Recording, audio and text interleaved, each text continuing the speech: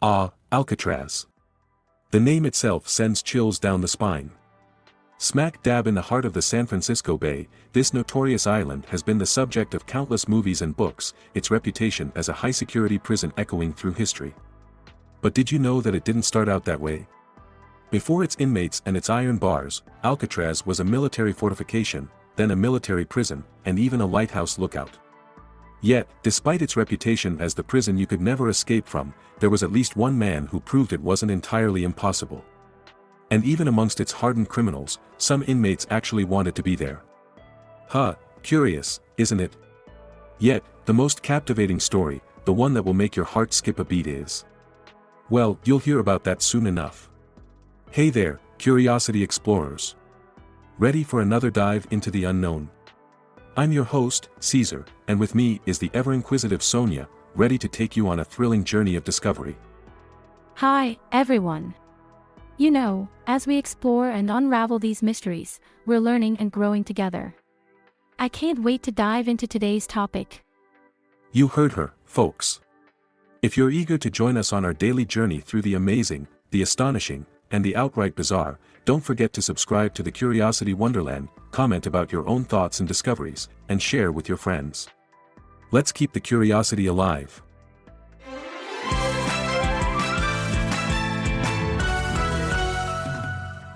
So, let's get down to the nitty-gritty. Alcatraz, a name synonymous with the toughest of the tough, the baddest of the bad. But did you know that Alcatraz gets its name from a bird? That's right. These notorious rocky outcrops were once home to a massive colony of brown pelicans.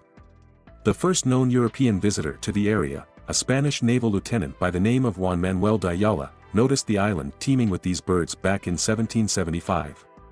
In honor of our feathered friends, he named the island La Isla de los Alcatraces, which translates to Island of the Pelicans. Little did he know what the future had in store for this bird haven. Not the most intimidating origin story, is it?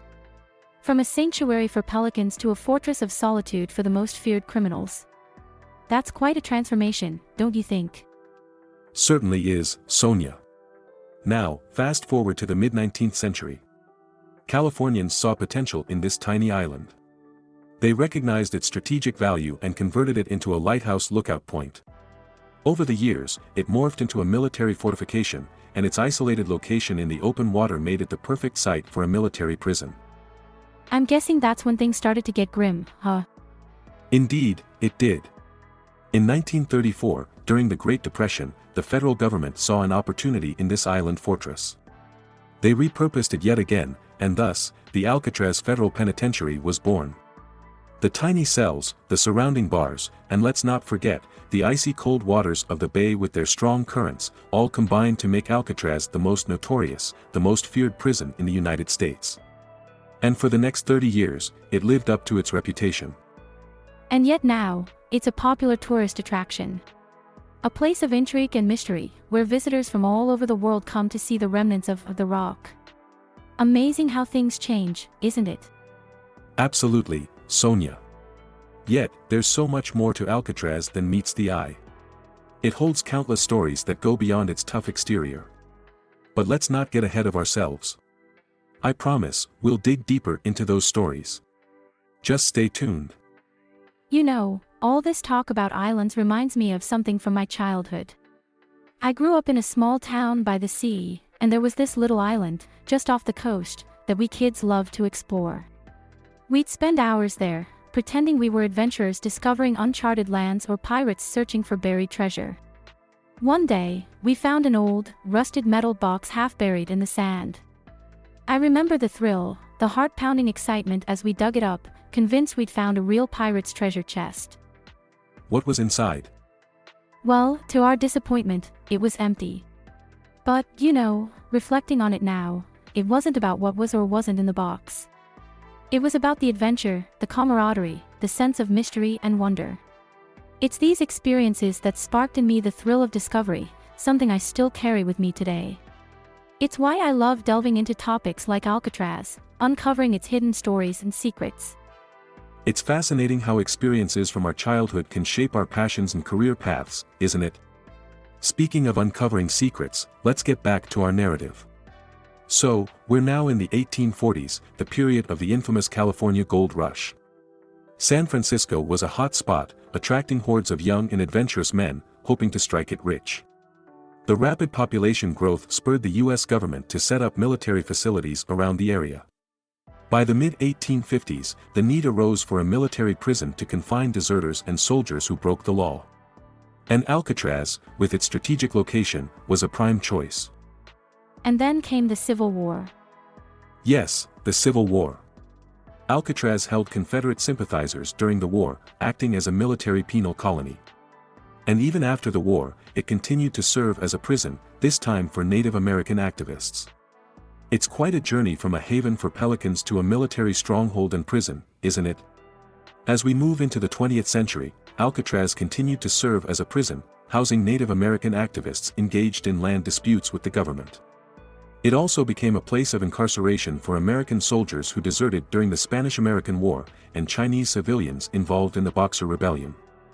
Although it wouldn't become a traditional criminal prison for another few decades, Alcatraz had certainly earned its stripes in the world of incarceration. So the island served multiple purposes from the get-go. But what about the lighthouse? You mentioned earlier that Alcatraz was initially developed as a lighthouse lookout point. Absolutely. Alcatraz's strategic location made it an ideal spot for a lighthouse. The first one was built in 1854. Can you believe that it was the first lighthouse on the entire West Coast? Wow, really? Yes, indeed. Unfortunately, the construction of a new cell block at the turn of the 20th century obstructed the view of the lighthouse, rendering it obsolete. For a few years, there was no lighthouse on Alcatraz. Ships had to rely on other landmarks while navigating the bay. But by 1909, a taller lighthouse was erected, reinstating Alcatraz's role as a beacon for seafarers. So, Alcatraz went from a bird haven, to a lighthouse, to a military fortification, to a military prison, and then a federal penitentiary. What an evolution. It's a remarkable journey, isn't it? Now, let's dive into the era when Alcatraz became a federal penitentiary. In 1934, it was touted as the inescapable prison. But this didn't stop the inmates from trying. Stay tuned for more on that. Now, let's address the legend that no one ever escaped from Alcatraz. Isn't that what made Alcatraz so infamous? Indeed, but let's clarify that we're talking about confirmed, successful escapes. Over the decades, a few dozen people did make it off Alcatraz Island, but they were either captured, shot, or confirmed to have drowned. But weren't there a few who were never seen again? That's correct. Some inmates disappeared after escaping, and it's widely believed they drowned. However, there's no definitive proof. So, they could have survived. It's possible, but given the icy cold, choppy, and shark-infested waters of San Francisco Bay, it's highly unlikely. What about that infamous escape in 1962? Yes, the escape of Frank Morris and the Anglin brothers. They spent months chipping away at their cell walls with stolen spoons, and then one night, they made their move. However, they never made it to land. But their possessions washed up on shore, right? Correct, which makes it likely that they entered the water but never made it out. So, was there anyone who got further? Well, there was one inmate, John Paul Scott, who managed to make it to land under the Golden Gate Bridge, but he was quickly captured. His attempt proves that, technically, escape was possible, just extremely difficult. In December 1962, another inmate, John Paul Scott, made his attempt at escape. He managed to bend some window bars and climb down to the rocky outcroppings near the water. He had stolen a pair of gloves which he had fashioned into makeshift inflatables. Oh, so he tried to swim with makeshift floaties. Exactly. Scott used these inflatables to swim all the way across the bay. However, the strong currents exhausted him, and he was barely conscious when he reached the shore, right at the foot of the Golden Gate Bridge. He made it to the mainland. Yes, but he was near death from exhaustion and hypothermia when he washed up on the shore. A group of teenagers found him and called the police. He was quickly rearrested, hospitalized, and then sent back to Alcatraz. So, his attempt proved that it was theoretically possible to swim from Alcatraz to the mainland. Exactly. It was incredibly risky, but his journey showed it could be done. Of course, now we have the annual Escape from Alcatraz triathlon where athletes swim that exact route. So, these men weren't necessarily the worst criminals but rather the worst escape risks. That's correct. Alcatraz was their final stop after unsuccessful stints at other federal prisons across the country. Interestingly, not all inmates dreaded the prospect of being sent to Alcatraz. In fact, the majority of the federal prison system wanted to get in at one point or another.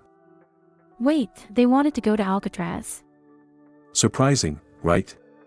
But keep in mind, Alcatraz wasn't necessarily seen as a paradise, but it did have certain unique aspects. For one, it implemented a one-man-per-cell policy. The cells were tiny, but they could only hold one person. So, inmates actually felt safer there because they didn't have to worry about attacks from other inmates. Correct. Not having to constantly watch their backs allowed them to rest, which was a valuable thing in prison life. But that's not the only reason Alcatraz was popular. There's more. Yes. The first warden of the prison, James A. Johnston, held the belief that most prison riots were caused by poor food. So, he insisted on feeding prisoners good, quality food. Wait, so they were getting decent meals? Not only decent but plentiful. Prisoners could return for seconds and even thirds as they pleased. So, in some ways, while Alcatraz was infamous as a maximum security prison, its conditions could be preferable to those in other institutions. There were additional perks to living on Alcatraz as well. Warden Johnston ensured the library was stocked with thousands of books and dozens of popular magazine subscriptions. So, despite the harsh reputation, inmates had some comforts and ways to pass the time. Let me guess, there's more. Indeed, there is. Among the first batch of inmates transferred to Alcatraz was none other than the notorious gangster, Al Capone. It was less than a year after Alcatraz was repurposed to be a federal penitentiary. Oh, wow. Al Capone, the gangster. That's right. He was serving a tax evasion sentence at USP Atlanta, but the authorities wanted to make a statement that Alcatraz was where the most notorious criminals would end up. So, was it a tough stay for him? By all accounts, yes. He reportedly said, "It looks like Alcatraz has got me licked." But interestingly, Capone was allowed to play in the prison band as a sign of goodwill. So, the notorious Al Capone was in a band. Yes, every weekend, Capone would pick up his banjo and play a musical show with the rest of the inmate band. Despite its harsh exterior, it seems Alcatraz had a strange way of humanizing even the most notorious prisoners, wouldn't you say? Now, there's a story that is quite different from the usual tales of Alcatraz. Let's talk about the Birdman of Alcatraz. Contrary to the popular belief, he never actually had any birds on Alcatraz. You're pulling my leg, right? No, not at all. The infamous Birdman was Robert Stroud. After being sent to solitary confinement, he began to study birds in his Kansas prison cell. So, he became a bird expert in prison. Indeed, he did.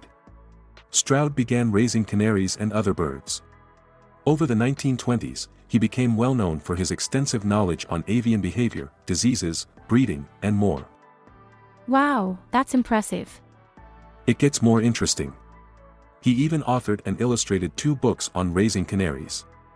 But in 1931, federal officials ordered him to give up his birds.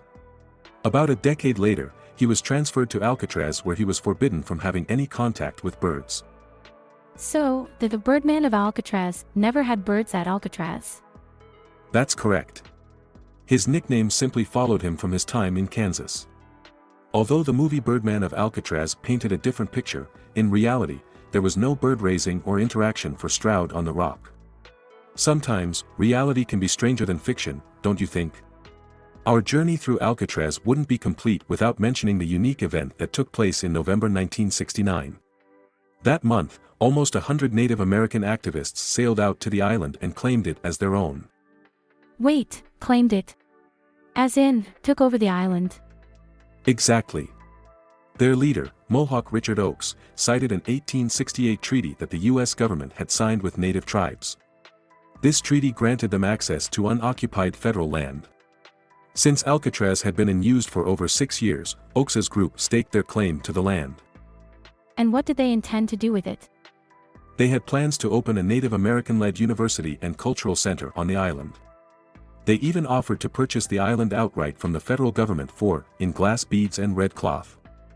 Oh, that's a nod to the purchase of Manhattan. Yes, it was a clever flip of that ages-old sale that drew more attention to their cause. The protest lasted for over 2 years, with federal officials finally clearing the island by June 1971. Though little remains from the protest era, it's an important part of Alcatraz's history that we should always remember. So, there you have it, the extraordinary history of Alcatraz. From its humble beginnings as a home for pelicans, to a military fort and prison, to its fame as an inescapable federal penitentiary housing the likes of Al Capone and the Birdman, who, ironically, couldn't have a single bird. And let's not forget its final act as a symbol of Native American activism. It's safe to say, Alcatraz is more than just an island. Absolutely, and as you can see, history is never black and white. It's full of unexpected twists, turns, and, in this case, even some feathered friends. Thanks for joining us today, audience. If you've enjoyed this dive into the history of Alcatraz, don't forget to blast that like button. And why not share this episode with your friends? They might be surprised to learn about the Birdman who couldn't have birds, or how Al Capone went from notorious gangster to inmate band member. Absolutely. We appreciate every comment, every share, and every like. It helps us keep bringing these fascinating stories to you. So, until next time, keep quenching your curiosity, and remember, there's always more to the story. Goodbye, everybody. This deep dive into Alcatraz was inspired by an article titled 10 Things You Didn't Realize About Alcatraz, on Listverse, written by Selmi Angulo and published on September 2, 2023. If you're interested in further exploration, the full URL is in the video description. Until next time, folks.